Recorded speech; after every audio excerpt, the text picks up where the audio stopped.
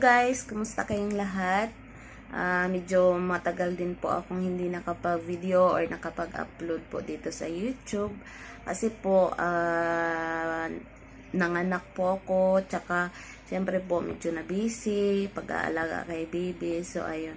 So, ngayong araw po kasi may gagawin po ako dahil yung anak ko po ay sinipon. So, habang tulog po siya, ayun. Habang tulog po siya, gagawin ko po yung ipapainom ko sa kanya kasi may sipon po siya. So, meron ditong kapitbahay na nagtanim ng oregano at nanghingi po ako dahil 'di ba po effective po ito sa mga sipon, mga ubo, ganun. So, mas maganda kasi pag herbal yan, ganyan. Try ko pong painumin siya ng oregano dahil effective po ito, dahil na-try ko na po ito dati sa panganay ko kapag nagkaroon po siya ng ubo sipon. Yun lang po yung pinapainom ko. So ngayon, meron na po ako ditong ito po siya. Yan. Ayan po yung oregano, nilagay po sa ibabaw ng kanin nung pagkasaing. Pero kanina po kasi yung asawa ko yung naglagay kasi nag-alaga po ako kay Bibi. Tapos ayun, nilagay niya na dito. So ngayon, ang gagawin po natin dito sa oregano natin, pipigain lang po natin. Tapos pag napiga na po natin, dropper na lang siya. Tapos ipapainom kay Bibi. So mamaya, ipapainom ko po siya mamaya kasi tulog pa siya. Pag gising niya, papainom ko sa kanya para mawala yung niya, ubo, tsaka sipon. Tsaka, syempre, hindi lang natin isang beses gagawin. Bukas, manghihingi ulit ako doon sa kapitbahay namin. So, ayun. So, ayan, po ako. So, ayan po, maghugas po muna ako ng kamay kasi pipigain ko siya. Ito na po, nakapaghugas na po ako ng kamay.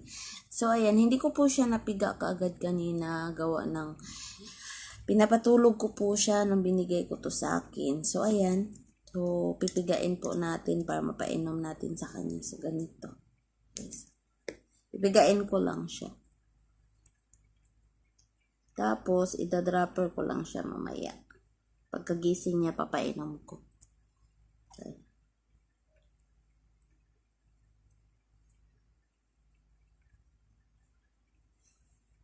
So, ayan. Napiga na po natin. 3 peraso lang po yung piniga ko kasi yun yung sabi nila, 3 peraso lang daw. So mamaya, painom ko po sa kanya paggising niya kasi tulog pa po siya. Tulog pa po siya. So hindi ko po siya iniistorbo kasi ang hirap po niya patulogin. So ayun guys, kasi effective po ito para sa ating mga anak. Try nyo po ito sa mga anak nyo kung may mga ganun, may mga sipon at ubo. Try nyo po sa mga anak nyo guys, kapag may ubos sipon sila, try nyo po yung oregano yun. Tsaka pinapaamoy ko nga po din po siya ng dahon ng atis. Para sa sipon, sabi ng sabi ng nanay ko. So ayun, kahapon pinaamoy ko siya, mamayang gabi ulit. Parang gusot-gusutin mo yung dahon, tapos ipaamoy mo sa kanya. Ito guys, nilagay ko na siya sa dropper. Papainom na natin. Kasi, medyo nagising na siya. So, ayan. Bibiyong.